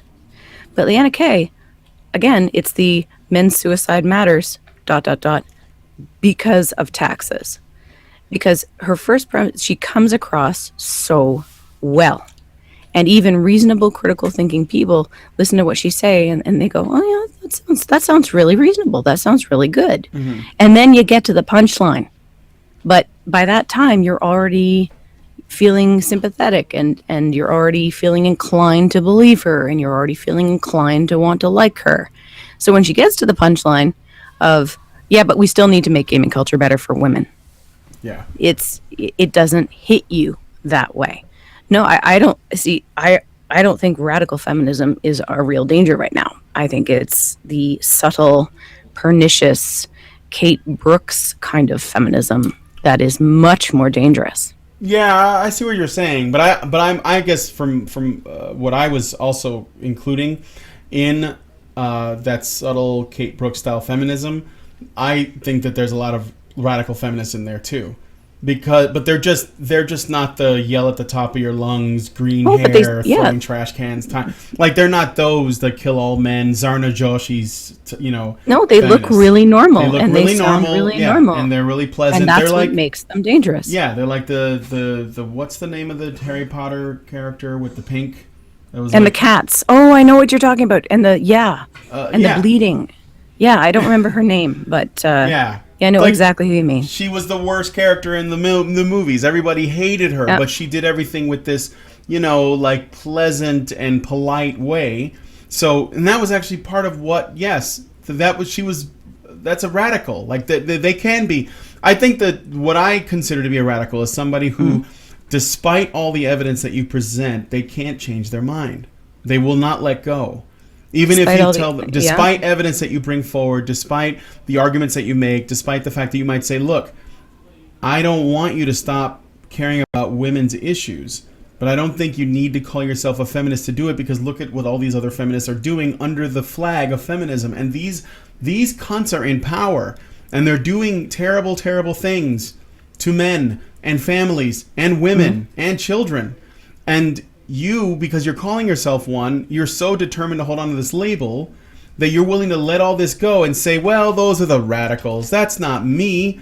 Well, when I try to convince you that you don't need to call yourself a feminist to do this, and I'm not saying drop it, but I'm saying they don't own the conversation on gender. They don't even care about you. They care about power and influence.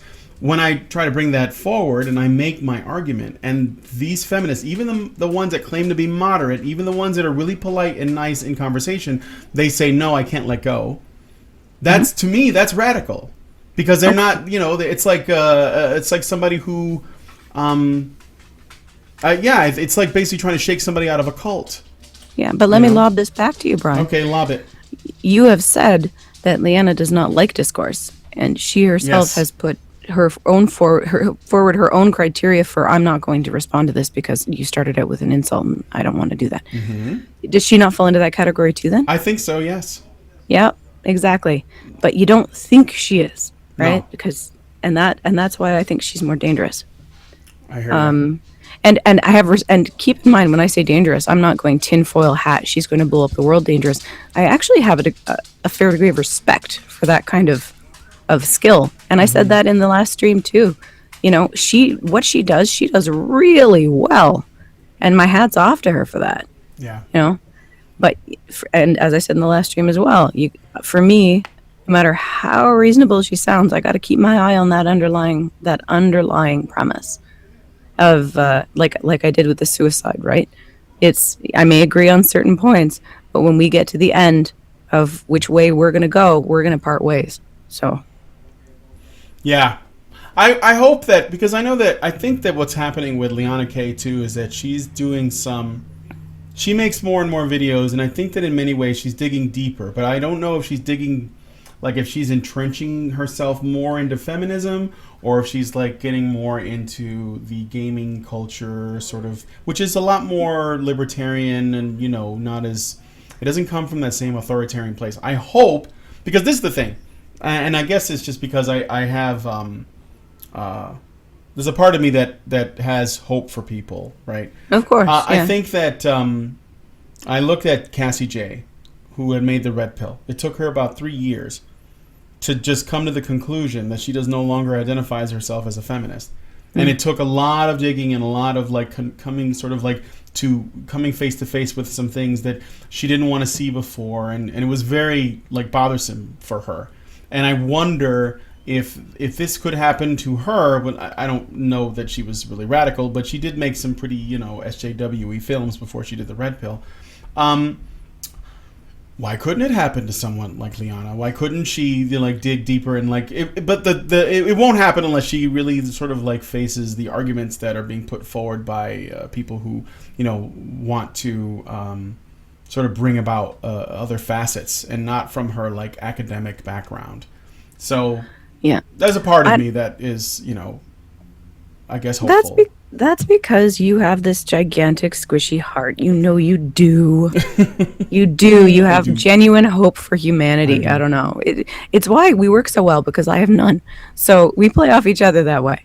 Because, but I'm the nihilist. You're the bit hope for humanity.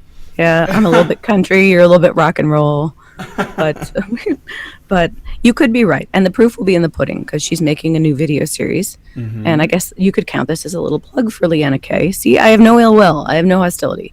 I don't even want her to change her mind, right? I don't. It is what it is. I don't want her to come around to my way of thinking. Yeah, it's she believes what she believes, right?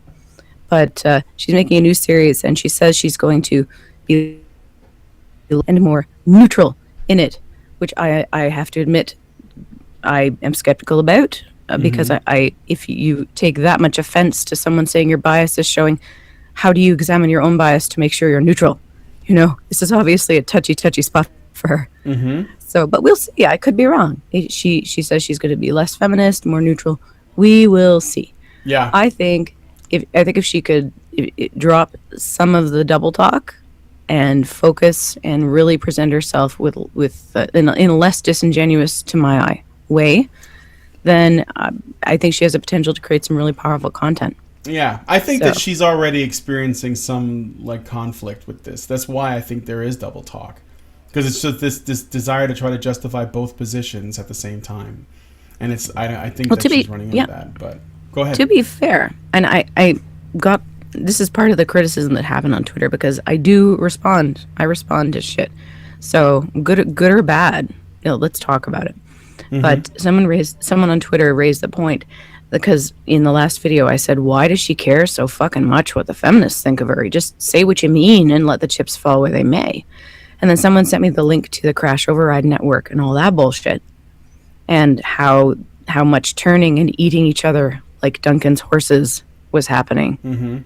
And I got to thinking, well, if there is a major blacklisting in gaming, if you don't toe the party line, which I would believe, because I used to be part of the feminist community, and I know that shit happens. I wasn't part of the feminist gaming community, because back then it wasn't a thing. I'm super old. But you would just be disinvited from speaking somewhere if you said one wrong thing to one wrong person. You'd be deplatformed like that for saying the wrong thing. So if that is true, this is her brand, this is her livelihood. I can see why she might be crossing her T's and dotting her I's and giving a little bit of pandering. And then there was a recent stream with Bearing and Ranting Feminist, where she said, well, there's dissent in private, it's just not in public. And that, again, goes into so you can't disagree with each other in public, because that causes problems for y'all, right? Yeah. And this whole thing, it's like a spider web. So if she's protecting her ass, I mean, not to put it in terms like that, but that's how I view the world. If she's protecting her ass and she's protecting the roof over her head and she's protecting her identity, then she's doing the smart thing. But given the talents and skills that she has, I personally would love to see her strike out more on her own more then and remove herself from such toxic consequences for merely disagreeing. Mm-hmm. And I've raised this on Honey Badger streams before. If I disagree with any of y'all, either in video or in stream, we might talk about it, but you're not going to blackball me. I have absolute utter trust that you all would not just suddenly go, no, Bunny, you're no longer one of us. Yes. Because you said something we didn't like. Exactly. Sean. I don't think that's going to happen. And and that's one of the criteria I choose my peeps on. Because I know I'm going to say something that's going to piss someone off. Because it's just that stuff comes out of my mouth. It just happens. I'm quite unfiltered much of the time. And I don't mean to be malicious. It's just some of the stuff I say is dumb. And it hurts people's feelings and I don't mean it to. Or it's just wrong. But I trust that they're either going to let it go, or they're going to say, that was a really dumb thing you just said, Bunny. So we're going to talk about it now. And I'll be like, okay, let's talk about it. I said something that hurt your feelings. Let's deal with it. I would not seek out people who were so either petty, insecure, or fragile that I say something wrong and all of a sudden I'm facing backwards on a donkey whose ass is slapped heading into the Black Forest, you know? Mm-hmm. Yeah. It's character, right? And I've said that in comment sections too. When the people I choose to stream with or chat with and stuff like this, it has very little to do with agreement. It has more to do with character. Mm-hmm. I mean, I did a stream with Bane where I was talking to Diana Philly, who is a feminist who absolutely believes in patriarchy theory. And the stream was very sedate and very calm. And a lot of that is because she presented herself clearly. She didn't make any excuses for, well, I believe this because I was molested, or I believe this because I was bullied, or any of that stuff. She just said, no, this is what I believe. And I said, well, it ain't what I believe, but have you thought about this? And it was good. And that, to me, that says character, that she's willing to come on a stream. And I mean, I still think she's balls wrong, but at least she presented herself honestly. Yeah, for sure. And that is good. And I'm also, this is another thing that I'm for, is even if you're not really entirely sure that what you're going to say is going to come across as stupid, I think you should say it anyway. Because, I derp. Yeah, we all do. I mean, I do it all the time. That's like, so yeah, I welcome that, because maybe if you just keep saying what you're thinking, or you ask questions, or maybe you make some, boneheaded assumption or something, and then you get corrected on, that's fine. I don't think you can get more honest a conversation than you have people who are like really, really careful about every single word they choose to make sure that, either they don't look stupid, or they're being really nice, or being diplomatic, or whatever. I'd rather just let it all come out, and then sure, there are people on the internet that are going to correct you at every turn, and oh, God, there are yes. some that'll hold it against you for the rest of your life, especially if you made a mistake. But you know what? So what? You got to take that risk, because you're going to be richer for it in the long run. So that's it. But that's why you have to leave these channels open. And anytime you try and shut down a person's chosen form of expression, anytime you try and shut down the way they're allowed to talk to you, which is what Liana is doing. She's saying, if you talk to me this way, I won't reply. And that's her right? It's her channel. She can do whatever the fuck she wants. That's not my issue. My issue is if I didn't respond to every single person that started something off in a hostile way, I wouldn't respond to criticism very much at all, because not everybody starts off with the sandwich. Not everybody starts off with, great stream, but... Mm-hmm. Some people start off with, what the fuck were you saying there, Bunny? Yeah. Oh yeah. And but that doesn't mean they're not worth replying to. I tend to stop replying to people if I get bored. That's my biggest foible, is if I get bored, I'm like, oh, done. It's like Oscar Wilde, things are either interesting or tedious, I think is what he said. Mm-hmm. So I'm like, bored now. Bye, Felicia. That's good. But, well, all right. At least I'm honest about it. And and I've had some good discussions. I've had some really good criticism on my channel that I've taken to heart, and it's helped me. So anyway, excellent. Yeah. All right. Well, I guess we're gonna wrap this up. I'm gonna get a little patriotic at the end here too. Absolutely. If oh crap, it didn't. I gotta go to the end here and then play it. Back up, forward. All right. So, if first off, thanks for joining us in the first episode of the Bunny and Doge show. Bunny and Doge, Bunny and Doge. I swear to God, I'm gonna dig my electric guitar out of storage, and I'm gonna do I'm gonna do it. I swear, I will find time. Because I'm not. Now, keep in mind, I'm a terrible musician, but I have many musical instruments that I can sort of play at a entertaining kindergartner's level. So, if you need a recorder, I'm your girl, man. Oh, yeah. I think we might need one. Maybe I can ask Dr. Random Cam to help out. I understand that he has a little bit of knowledge about music. Just a little bit. Just a little bit. He's a layman, but and also a doctor. But he's not Dr. Layman. That's a different. No, that is someone completely different. Yes, my dude. So, yes. I want to thank you guys for coming on, and I want to thank you, Liana, for providing me something to kind of chew over and examine. And I'm going to be looking at more of your videos because I think that they are. I find them to be quite fun to sort of look at, and don't take it personal. Although I can't really stop you if you decide to do so. Thank you, Bunny, for coming on. It's always a pleasure to have you. Thank you again for having me. And again, I was so happy when I saw the title of the show with Doge and Bunny, because I love hanging out with y'all. And but there's something about the Bunny and the Doge. Again, 80s cop show. That's what I'm saying. Exactly, like Miami Vice or TJ Hooker or something. I like with Starsky and Hutch. That's what I get. Yeah. Okay. We can go back to the 70s. Yeah. We can go back to the 70s. Yeah. Okay. I've got a lot of hair, so I don't know. Can you grow a fro? Well, I have froze in my family.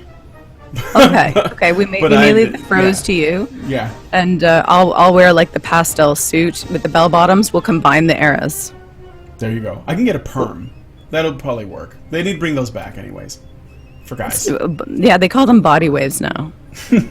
Yeah, because perms are apparently out of fashion. I can't grow a mustache, so there you go. I'll do that. Get some aviators.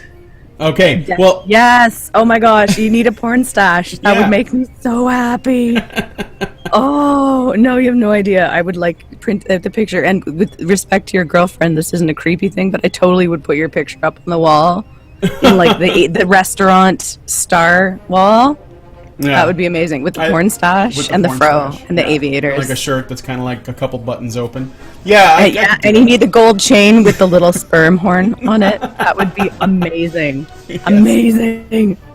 Okay, and on that note. Yes, on that note, we're going to go. Thanks, guys. Leave a comment. Thanks for having me, and thank you for everyone in the chat. All right. Have a